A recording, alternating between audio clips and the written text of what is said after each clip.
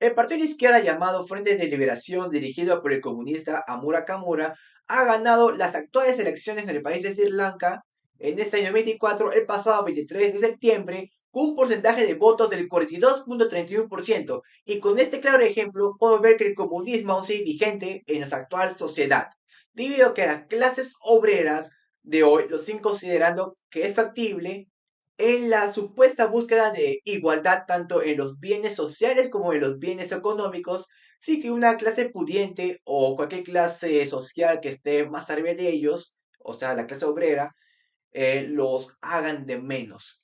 Por ende, los pensamientos ideológicos de Karl Marx y Friedrich Engels siguen presentes en las masas obreras. Por lo tanto, en el presente trabajo explicaremos cómo la influencia de los pensadores comunistas como Karl y Engels fueron fundamentales para vertebrar a los movimientos obreros de la segunda mitad del siglo XIX. Comencemos. La influencia del comunismo en los movimientos obreros durante la segunda mitad del siglo XIX fue significativa y transformadora, especialmente a partir de la publicación del Manifiesto Comunista en 1848 por Karl Marx y Friedrich Engels. Según Lenin, este texto proporcionó una base teórica para la lucha de clases y promovió la organización de los trabajadores en torno a la idea de abolir el capitalismo, que veían como la raíz de la explotación obrera. El comunismo influyó en la creación de sindicatos y partidos políticos socialistas, alentando la unidad entre los obreros y la demanda de mejores condiciones laborales, salarios justos y la jornada laboral de 8 horas.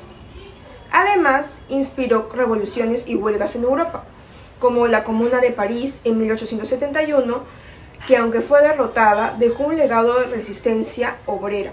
Según García Martínez, los ideales comunistas impulsaron la solidaridad internacional de la clase trabajadora, reflejada en la formación de organizaciones como la Primera Internacional, consolidando al comunismo como una fuerza ideológica clave dentro del movimiento obrero. El comunismo, inspirado por Karl Marx y Friedrich Engels, fue clave para la organización de los movimientos obreros en la segunda mitad del siglo XIX.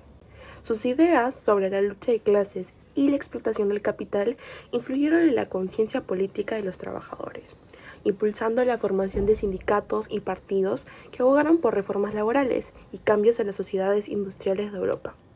Como señala Sebastián Guadalupe en su estudio sobre el movimiento obrero peruano, estas teorías dieron un marco ideológico a las demandas de los trabajadores, que veían en el comunismo una vía para obtener mejores condiciones de vida.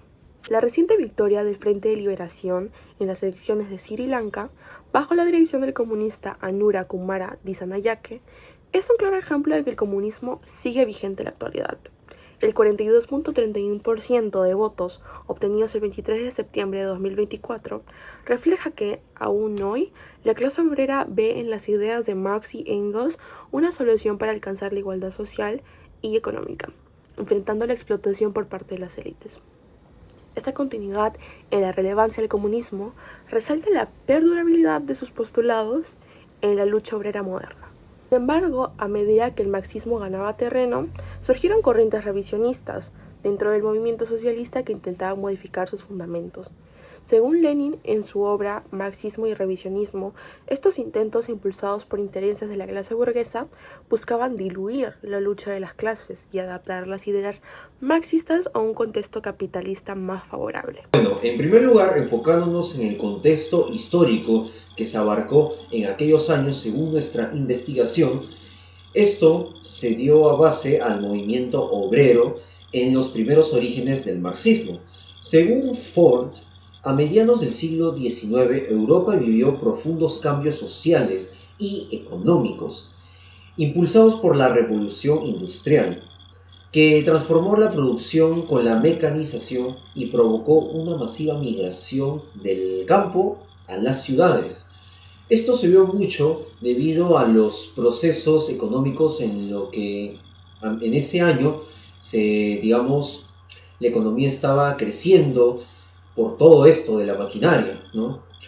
Este proceso consolidó una nueva estructura de clases, con la burguesía, donde empresarios y dueños de fábricas estaban dominando el poder económico, mientras que el proletariado, compuesto por los trabajadores industriales, enfrentaba duras condiciones laborales. Karl Marx, junto con Friedrich Engels, analizó este conflicto en términos de lucha de clases, criticando al capitalismo por la explotación de los trabajadores, proponiendo una revolución, digamos, por así decirlo, social, para que el proletariado tomara control de los medios de producción. Por otro lado, asimismo, según Antonio Tovar, digamos, indica que los pensamientos ideológicos de Karl Marx influyeron en el surgimiento de lo que vendría siendo los movimientos obreros y el sindicalismo, que luchaban por los derechos, por así decirlo, laborales y las mejores condiciones de vida para los obreros, ya que muchas de estas personas tenían familias por las cuales luchar, alimentar, y bueno, no eran de condiciones, digamos, estables económicamente.